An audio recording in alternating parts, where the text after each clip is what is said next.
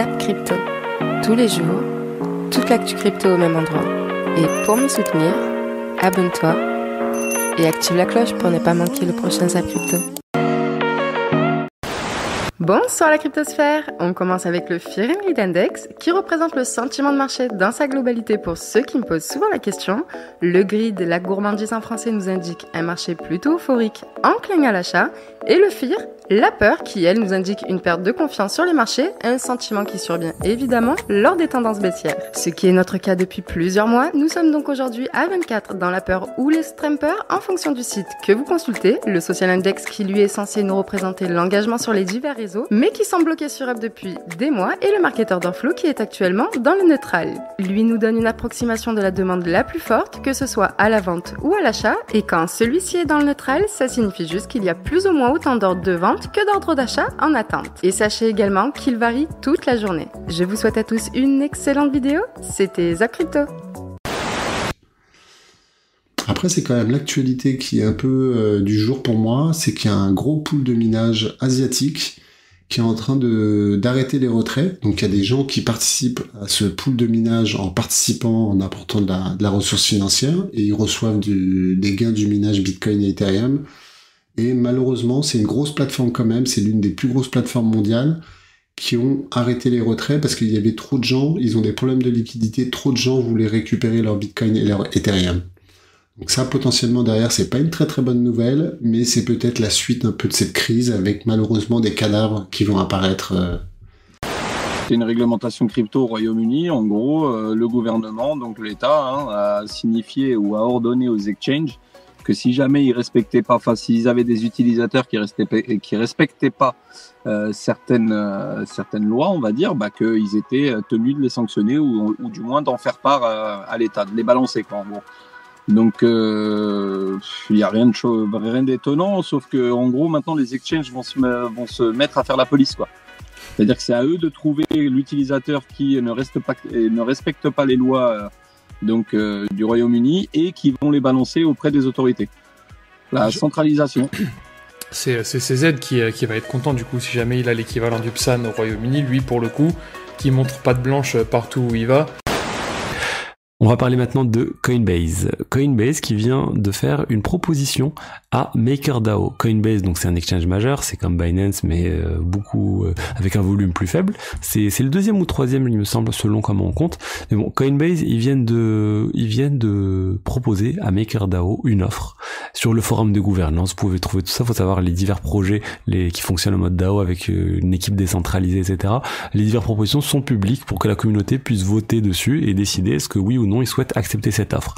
Et en fait, Coinbase, ce qu'il propose, c'est de prendre environ 1,6 milliard de dollars de MakerDAO qu'ils ont bloqué sur le PSM. C'est un mécanisme pour stabiliser le stablecoin DAI. Donc c'est la première stablecoin décentralisée du marché. C'est la première qui a été créée et toujours majeure avec plusieurs milliards de capitalisation. C'est de prendre un peu ces milliards de dollars, ce 1,6 milliard, et de les stocker chez Coinbase. Et en fait, Coinbase ensuite partagerait les revenus qu'ils vont générer grâce à cet argent en reversant à MakerDAO environ 1,5% d'intérêt par an. Donc en fait, c'est un partage de revenus. Il faut savoir que les USDC qui sont stockés par MakerDAO, ils sont gérés par Circle. Et Circle obtiennent des taux d'intérêt assez élevés grâce aux bons du trésor qu'ils achètent avec ces dollars et ne reversent rien à MakerDAO. Du coup, MakerDAO s'est dit, ça serait bien de pouvoir profiter de cet argent, d'où le partenariat avec Coinbase. Ça reste une proposition, ça n'a pas encore été validé. Les gens sont en train de dire, mais là, on s'éloigne complètement de la finance décentralisée, et je suis d'accord. C'est quelque chose, on est en train de dire, tout l'argent de la finance décentralisée, on va le stocker sur un partenaire complètement centralisé. Ça pose des problèmes, mais MakerDAO, il s'éloigne un peu de plus en plus de la décentralisation totale. Déjà, en ayant de l'USDC, ça prouve que, il s'adosse à un stablecoin complètement centralisé pour pouvoir fonctionner et garder la stabilité. Et peut-être encore une toute dernière question du coup ici pour toi Doc. On a beaucoup de personnes aujourd'hui qui proposent énormément de contenus différents. Est-ce que tu peux déjà nous donner un tout petit peu un certain spoil? Quelles sont un tout petit peu les sortes de choses que tu vas proposer dans les prochains mois ou dans la prochaine année pour ta communauté? Alors, je vais renforcer ma vulgarisation sur ce qui est décentralisé et ce qui n'est pas décentralisé, parce qu'il y a un gros amalgame sur le crypto, c'est décentralisé, alors que bullshit. Et je vais commencer à parler aussi un peu plus de privacy, parce que pour l'instant, j'ai évité d'en parler pour éviter qu'on me mette dans certaines cases. Et il y a certains événements récemment qui m'ont motivé du coup à commencer à enseigner la privacy de manière un peu plus développée à ma communauté.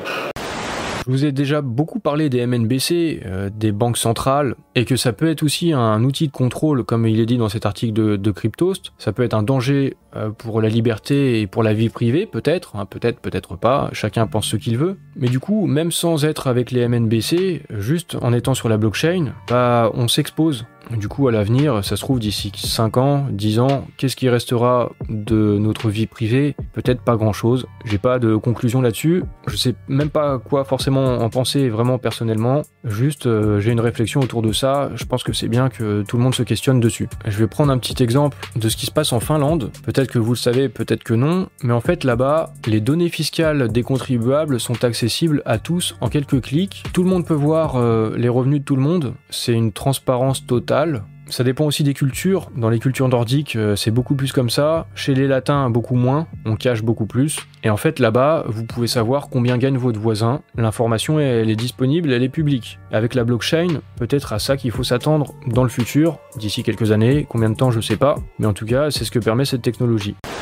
AAV a limité les emprunts parce que, d'une part, il faut qu'il en reste. Il y a énormément de gens qui se sont précipités pour en emprunter pour gagner les Ethereum W, les ETHW, pour gagner finalement le airdrop. Et ça pose problème parce qu'ils risquent d'en manquer après. Et en cas de liquidation, si le prix chute brutalement, si le prix des Ethers chute brutalement et que toutes ces positions sont liquidées, il faudra pouvoir, pour les liquidateurs, il faut qu'ils aient des Ethers. Et là en l'occurrence, il n'y en avait presque plus, donc ils sont obligés d'arrêter, de limiter en fait les prêts. Et aussi, ça pose problème pour les trades récursifs entre Lido et AAV. Parce que ce qui se passe, c'est que, je vais pas revenir dans les détails, mais ça aurait pu intensifier le dépeg entre les staked Ethers et les Ethers parce qu'il y a des trades récursifs et qu'il y a des effets de levier qui sont tellement importants qu'il fallait absolument limiter la possibilité d'emprunter des Ethers pour aller les reprêter dans Lido. Enfin, c'est tout un truc. Donc moi, la façon dont je vois ça, c'est que de toute façon, vous pouvez garder vos Ethers. Si ne faites rien, si vous voulez, vous toucherez sans doute vos HW. Perso, moi j'ai peur que l'histoire se répète et que finalement, vous savez, juste après le airdrop de Flare, sur Ripple, donc avec les XRP, le prix des XRP avait chuté juste après. Je pense que c'est ce qui va potentiellement se passer. Donc soyez prêts à ça. Vous irez jamais aussi vite que les bots. Donc de toute façon, si le prix chute, il chutera. Tout simplement parce que ils veulent les whales adorent liquider sur les plateformes comme AAV et forcer les liquidations. Là, c'est un moment idéal. Tout le monde aura pris des leviers extrêmement importants et je pense que c'est vers ça qu'on se dirige. Donc soyez prêts à ça. Si vous voulez absolument gagner vos Ethers W, gardez vos Ethers tels qu'ils sont actuellement, touchez à rien. Revenons dans l'écosystème d'Ethereum avec la société de minage crypto Hive Blockchain qui va diversifier ses activités pour combler la perte liée à l'arrêt du minage d'Ethereum. À savoir qu'à l'heure actuelle, la société mine 187 500 $ de BTC et 161 000 $ de TH par jour. Et donc pour compenser le manque à gagner suite à The Merge, ils vont diversifier leurs activités tout d'abord en mettant en place des nœuds de validation pour la version Proof of Stake d'Ethereum. Mais le truc c'est que les cartes graphiques qu'ils utilisent actuellement pour miner des Ethers ne seront plus utiles pour sécuriser le réseau d'Ethereum, et donc ils cherchent actuellement à les mettre au profit pour miner d'autres cryptos tels que l'Ethereum classique, le Litecoin, le Monero, le Dogecoin ou d'autres cryptos. Bref, l'industrie du minage va également devoir opérer une transition en même temps qu'Ethereum. Est-ce que tu penses que des systèmes Stark pourraient être des solutions de développement de scalabilité qui feraient concurrence à Lightning Network, par exemple, sur Bitcoin? Tu sais quoi, c'est mon doux rêve. Okay. C'est vraiment mon doux rêve. J'ai vraiment envie d'y croire. En fait, Mark Zeller... Mais tu vois des avantages par rapport à Lightning? Ouais, complètement. Ouais, je vais en parler. En gros, j'en parlais hier avec Mark Zeller, il me disait... c'est un combat noble mais perdu d'avance. Effectivement, je pense que c'est un combat perdu d'avance, mais ce que je veux faire, c'est au moins provoquer quelque chose, une discussion, de dire, ok, on a cette technologie-là, peu importe d'où elle vient, c'est une technologie mathématique qui a des propriétés extrêmement intéressantes qui pourraient être utilisées sur l'écosystème Bitcoin. Ne serait-ce que d'entamer ces discussions, etc., je pense que c'est ça. Alors, qu'est-ce que ça pourrait apporter ? Je pense que comme ce que ça apporte sur Ethereum, un scaling, donc au même titre, comme tu disais, on peut le comparer un peu au Lightning Network. Je pense sincèrement que les ZK Rollups sont une solution bien plus élégante pour le scaling que Lightning Network. En fait, l'un des problèmes au Lightning Network, c'est que c'est difficile pour que l'activité économique du Lightning Network paye la sécurité du layer Bitcoin, là où il y a une directe relation entre l'usage sur un ZK Rollup et la sécurité qui est payée. Je m'explique. Les transactions que vous allez faire sur un ZK Rollup, les utilisateurs vont payer des frais. Ouais. Et en fait, pour inclure les preuves sur le layer 1, le layer 2 va payer ses frais au layer 1, ce qui fait que ça va payer la sécurité. En fait, le layer 2 va payer la sécurité. Et en fait, plus il va y avoir d'activité économique sur le layer 2, plus le budget de sécurité alloué au layer 1 va être grand. Et on manque un peu de cette capture sur Lightning Network. Donc je pense qu'on aurait une solution plus élégante pour avoir un hyperscaling à l'échelle planétaire de Bitcoin. Ensuite, il y aurait d'autres vertus à explorer cette option pour rendre Bitcoin general purpose, pour faire d'autres cas d'usage que le cas d'usage de paiement et de monnaie. Il y a des initiatives qui sont en train d'être explorées sur Bitcoin comme RGB pour... Sur Lightning, ouais. Voilà, ouais, exactement, ouais. Et, mais c'est une technologie qui a fait ses preuves à grande échelle, les ZK Rollup. Donc je pense qu'au moins il faut explorer cette option. Et même de toute façon, même si RGB est une solution qui marchera, etc., de la même manière que je pense qu'il est sain d'avoir à la fois des Optimistic Rollup, des ZK Rollup et plusieurs ZK Rollup, il est sain d'avoir plusieurs... Bah, exactement. Donc je pense qu'en tout cas, il faut initier le débat, etc. Bullish pour les nouveaux, ça, vous inquiétez pas, hein, tous les termes compliqués, que ça soit donc en anglais ou de la finance, vous allez les apprendre avec le temps. On vous aide pas mal avec donc les monteurs, en vous mettant un maximum d'informations, mais aussi prenez l'habitude d'aller sur Google et de taper qu'est-ce que c'est bullish. Voilà, vous allez voir, donc ça veut dire en gros qu'on est haussier, qu'on est, on va dire notre biais psychologique est plus haussier que baissier, tout simplement. Et quand on est à la baisse, on dit bearish, ok. Pourquoi autre chose? Les bulls, c'est pour du coup les taureaux, bref, c'est comme ça qu'on voit qu'on parle dans les marchés financiers. Et les bears, du coup, c'est les ours parce qu'ils sont baissiers. Donc les acheteurs contre les vendeurs. Bref, c'était juste une petite update par rapport à ça. Donc ici c'est l'Arabie Saoudite d'abord dans un premier temps qui engage un spécialiste en digital currency pour monter un programme autour d'un CBDC, donc un asset digital de monnaie de banque centrale qui s'appellera l'UAE.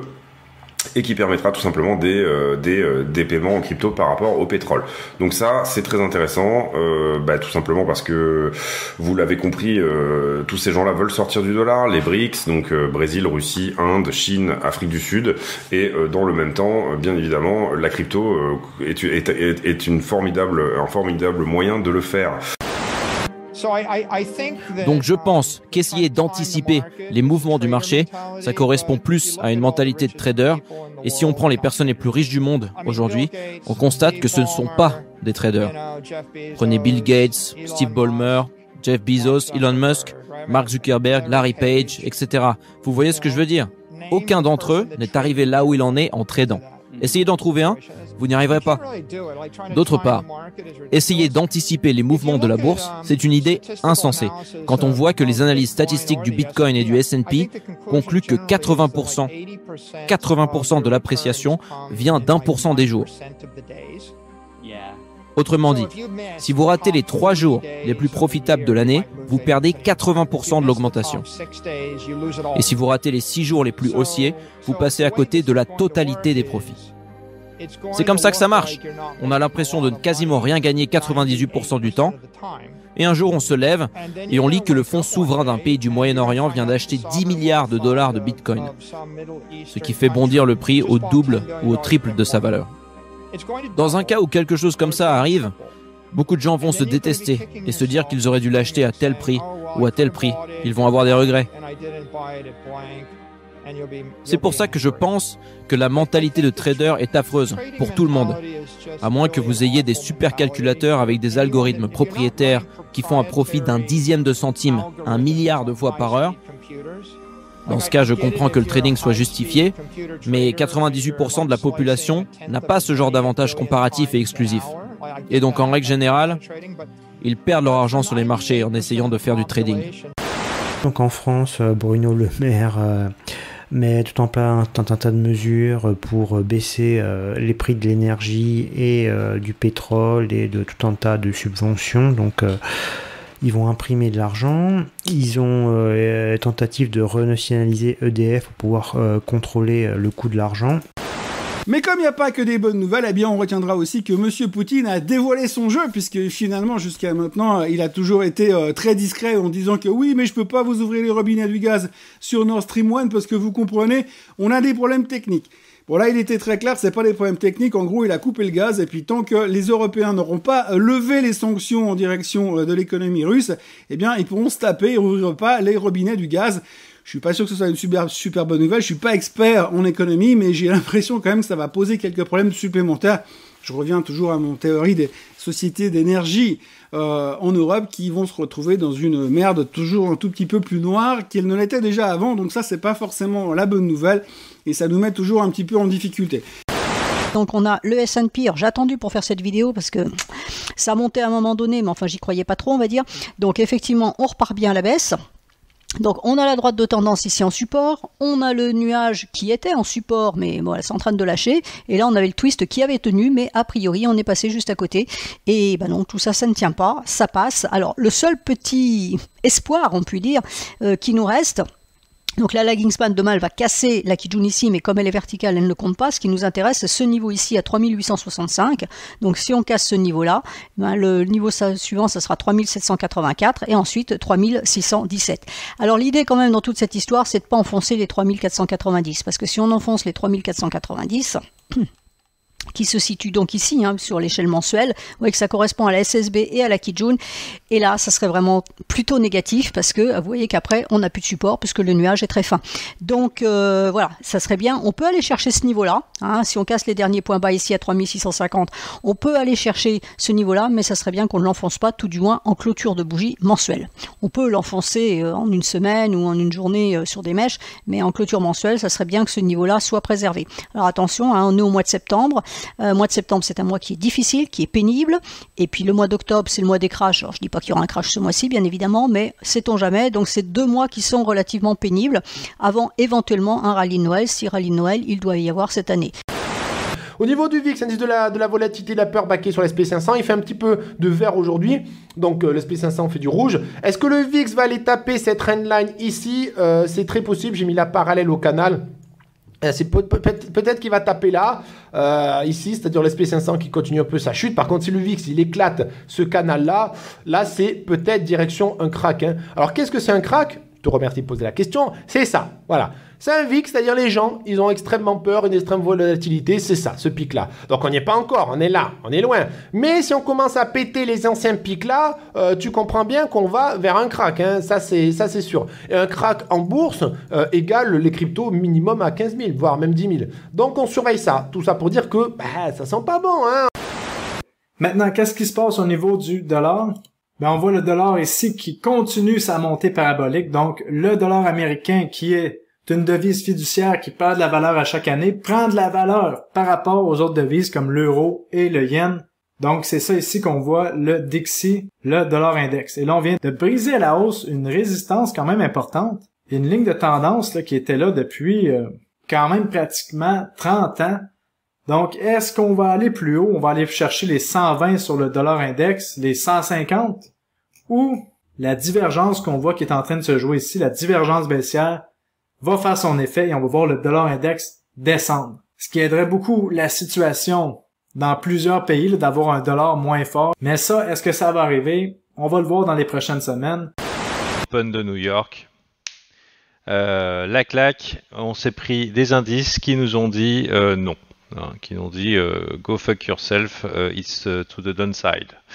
Globalement, un petit peu ce qui s'est passé hier. Donc je vous rappelle ici un petit peu, on va taquiner dans les hauteurs, ensuite s'affaiblit, Open de New York, massacre. Ça commence à avoir peu d'impact au niveau du Bitcoin, un petit peu d'impact mais pas trop. Donc on se tape un début de session qui est relativement négatif ici. On remonte et alors qu'on pouvait penser que bon ce serait une journée de merde comme d'habitude, un petit peu de choppy, on va nulle part. Les indices boursiers décident de remettre une claque sans forcément aller beaucoup plus bas, mais c'est la goutte de trop pour le Bitcoin, les acheteurs qui s'épuisent et patatras. Patatras avec énormément de stop ici et énormément de liquidation ici. Alors je sais que les gens viennent voir la météo du Bitcoin le lendemain des crashs. C'est la veille qu'il fallait venir, donc vous allez qu'à regarder les météos de la veille. C'est la veille. C'était la veille. Hein. C'est pas après. Alors, ça, c'est un réflexe. C'est après, les gens ils viennent en disant ouais, pourquoi ça descend? Pourquoi ça descend? Parce qu'il y a des gens qui ont perdu. Hein. Globalement, il n'y a pas besoin d'une explication rationnelle à ça. Le daily on est baissier, l'hebdomadaire baissier aussi, donc ça va être très très compliqué. Enfin personnellement moi j'aurais du mal à me positionner ici et je ne le ferai pas. Voilà, si vous voulez savoir mon plan, je ne passerai pas à l'achat sur ces niveaux-ci, voilà, parce que en gros vraiment il y a que des gros poissons, que des grosses mains vraiment qui vont pouvoir se positionner ici un peu à l'aveugle, parce que clairement on n'a pas la tendance dans notre dos. Donc voilà, ici pour moi ça a de grandes chances de lâcher et de venir chercher donc la prochaine zone de support qui est malheureusement à 13 000, 14 000, 15 000. C'est toute cette box verte ici que vous pouvez voir à l'écran. Donc c'est ici personnellement que je réinjecterai des USDT que j'ai dans mon bag pour pouvoir racheter du Bitcoin et d'autres cryptos. Mais ici non, personnellement je ne réinjecterai pas. Voilà, j'ai réinjecté un petit peu sur la zone verte ici, mais là non, je ne remettrai pas donc de mes stablecoins sur du Bitcoin, puisque je pense vraiment que si cette zone là vraiment lâche, je pense qu'on ira plus bas. Faut savoir que généralement les cycles haussiers commencent après l'halving. Faut savoir que l'halving du Bitcoin il est programmé pas avant mars 2024, donc là faut que j'aille en weekly, et mars 2024 c'est ici, et généralement les tops du Bitcoin se font 1 an après son halving.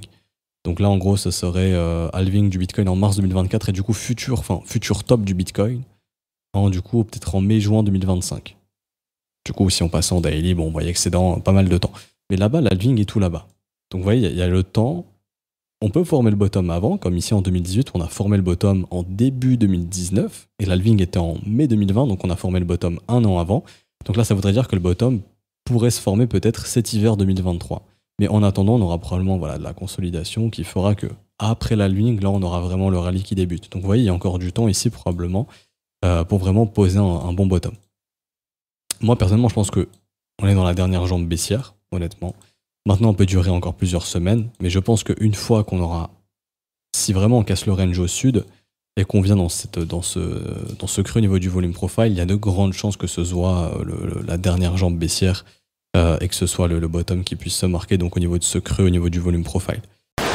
Alors, parlons d'abord de Metaverse avec Accenture qui nous dévoile une roadmap futuriste de leurs prévisions. Accenture, c'est une boîte en fait de conseils dans le Metaverse et autres. Et donc, eux, ils font une prédiction d'après leurs analyses de leurs experts. Ils disent que, en gros, d'ici 2034, il y aura autant de gens qui bosseront dans la vraie vie que dans le Metaverse. Donc, est-ce que ce sera vrai? Je ne sais pas. Les gars, rendez-vous du coup dans 12 ans. Les joueurs commenceront dans une zone sécurisée gérée par leur faction, permettant aux joueurs d'explorer et de s'habituer à Star Atlas sans menace de danger. Par la suite, une zone sécurisée par des groupes de mercenaires. Le combat est désormais autorisé, mais vos équipements seront réinitialisés s'ils sont détruits. La zone finale de Star Atlas est une frontière sauvage où le combat complet et la destruction des actifs est un événement permanent. Vous avez bien entendu, la destruction totale de vos actifs, emportant votre vaisseau aux oubliettes et effacé de votre wallet. Les zones sauvages de Star Atlas ne sont pas pour les faibles de cœur. Star Atlas cherche à être complet et aussi réaliste que possible dans le but de créer un jeu abouti d'exploration spatiale et de stratégie où les joueurs pourront gagner de l'argent de multiples manières en utilisant leur créativité. Alors, ce zap t'a plu? Dis-moi en commentaire quelle est l'actu qui t'a le plus intéressé. Et si tu as manqué les actus d'hier, retrouve juste ici le Zap Crypto de la veille.